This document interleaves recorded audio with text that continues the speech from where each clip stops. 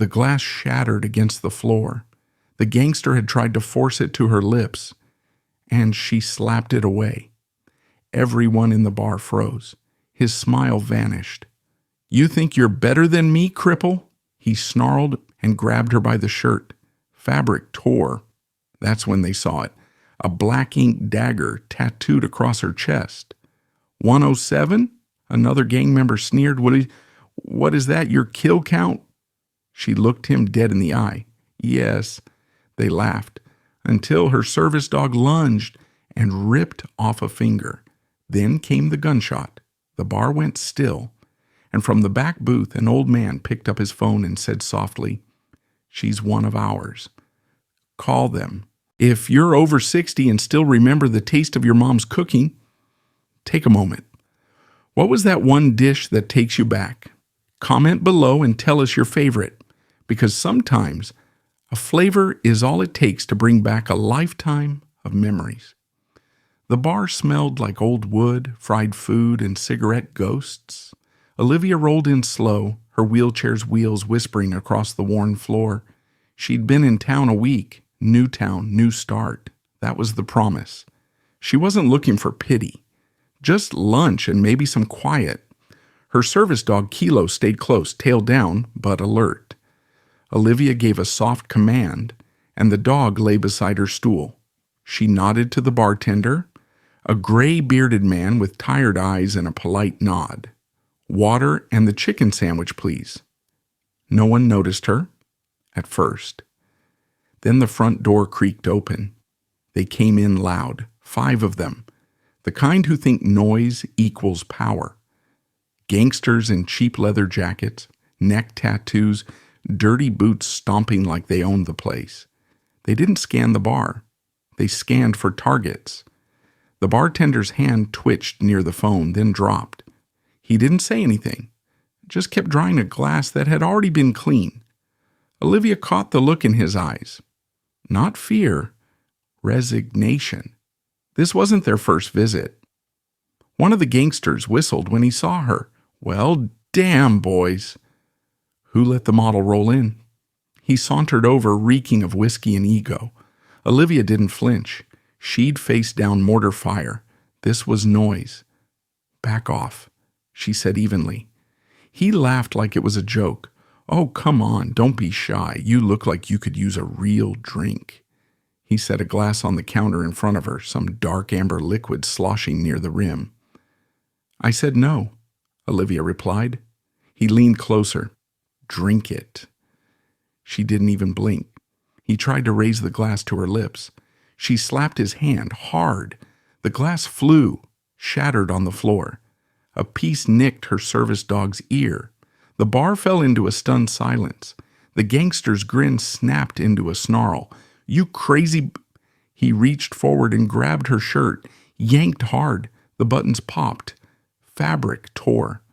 For a second there was just silence and the flicker of a dusty neon sign. Then someone muttered, "What the hell is that?" Ink, bold and black, covered the left side of Olivia's chest. A dagger pointing down, and under it 107. Another gang member snorted. "What is that?" "Your TikTok follower count." Olivia's voice was calm, flat, chilling. "That's how many enemies I killed in Iraq." A few patrons in the back sat up straighter. The bartender dropped the glass he was holding. The gangster who tore her shirt laughed like he didn't believe her. But his laugh died when Kilo lunged, jaws locking around his hand. A crunch of bone, a scream. One of his fingers hit the floor. "Get him off me." The second gangster pulled a gun. Olivia saw it before he raised it. Her mouth opened, but too late. The shot rang out. Kilo collapsed. For a moment the entire world stood still. Blood pooled around the dog's motionless body. Olivia reached down, hands trembling, stroking his fur. "No, no, no, no." A chair scraped from the back corner. An old man in a tan coat stood shaking, phone to his ear. "She's one of ours," he whispered. "The dagger. The count. She's SEAL team. Call them." Now no one else moved. Outside, One of the gangsters glanced through the window. Their SUV, all 4 tires slashed. He turned to run to the back, locked. "What the hell? Why's the door locked?" The bartender finally spoke. "You boys made yourselves at home, remember? This place locks from behind the counter. Fire code was never updated. Looks like you're staying for lunch." He didn't smile when he said it. The gangsters regrouped, breathing hard, 2 of them still bleeding. The one who shot Kilo was trembling now, not from guilt but fear. Something had changed. Something had shifted in the air. Then the cell phones went dead. No signal. A storm was coming, and it wasn't from the sky. If you think Olivia held her ground with honor, comment "I stand with her" below, and make sure you're subscribed so you don't miss what happens when the bar door finally opens again. The smell of gunpowder hadn't left the air. Kilo's body still lay beside Olivia's wheelchair, his fur stained red. She didn't cry, not because it didn't hurt, but because the training didn't allow it. Not yet. She pressed 2 fingers to his neck, no pulse. She looked up slowly. Her voice was razor sharp. "You just made the biggest mistake of your life." The shooter scoffed even as his hand trembled. "You threatening me, wheelchair girl?" But even he heard it, the distant rumble outside. Not thunder, not traffic, tires, heavy ones. The gangster at the window turned pale. We got company." Across the gravel lot, 2 matte black SUVs had pulled in. No logos, no plates. The kind of vehicles no one questions. The bar stayed frozen in time. A quiet mutter, "Who the hell are they?" The old man at the back and the one who made the call for Cherry stood slowly. He didn't look afraid. He looked proud. "You ever hear of Operation Phantom Lance?" he asked, voice hoarse. The shooter blinked. "What?" "Didn't think so," the man muttered. "She led it. Saved her entire unit after a triple ambush in Mosul. 2 legs gone. Never passed out.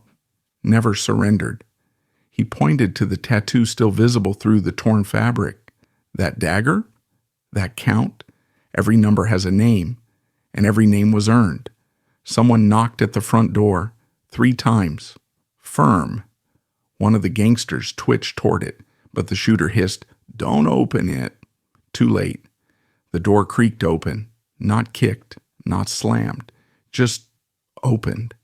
A man stepped through, buzz cut, scar on his neck, Navy SEAL insignia visible on a worn ball cap. Behind him, 7 more walked in, quiet and deliberate. They didn't yell. They didn't threaten. They just looked.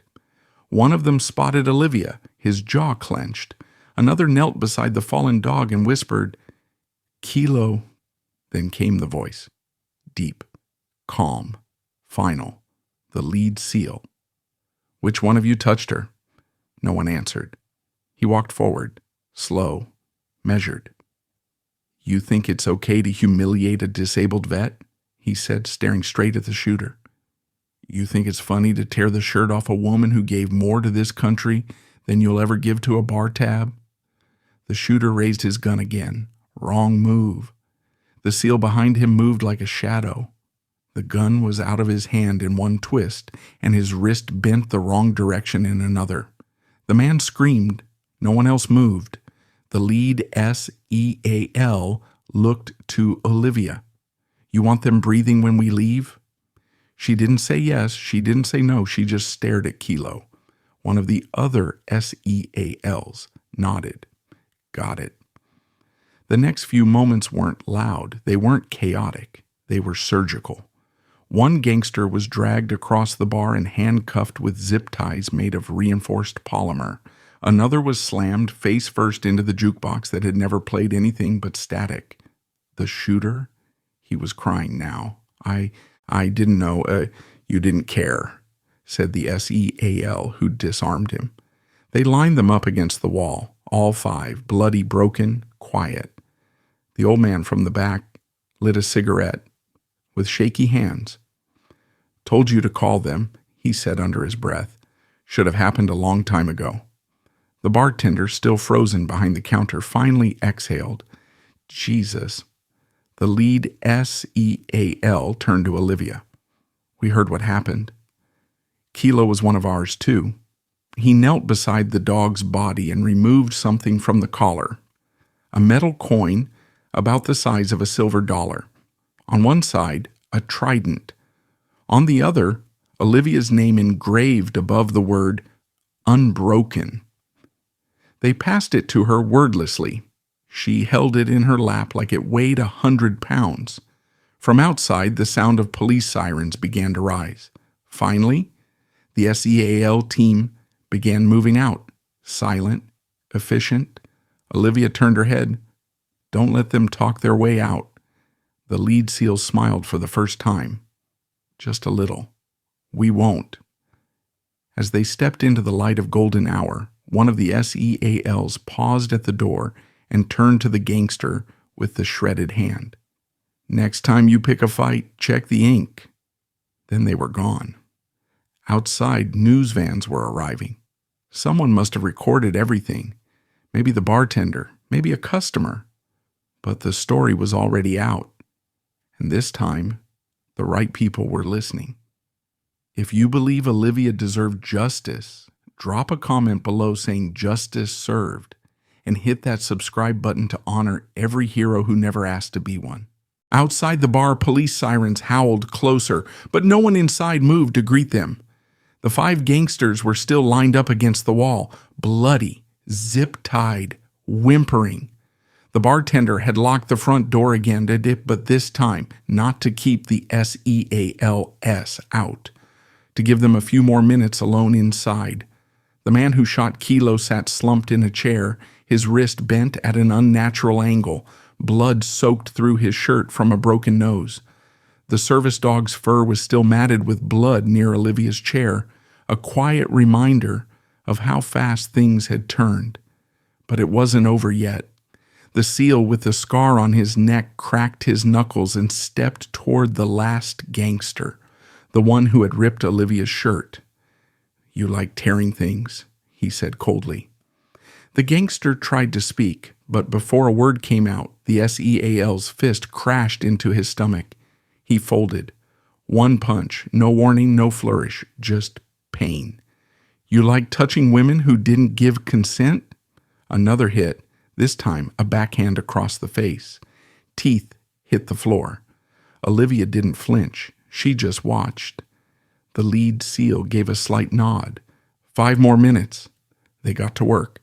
The one who'd laughed at her tattoo, dislocated shoulder, the loudmouth who mocked her kill count, broken fingers, all of them.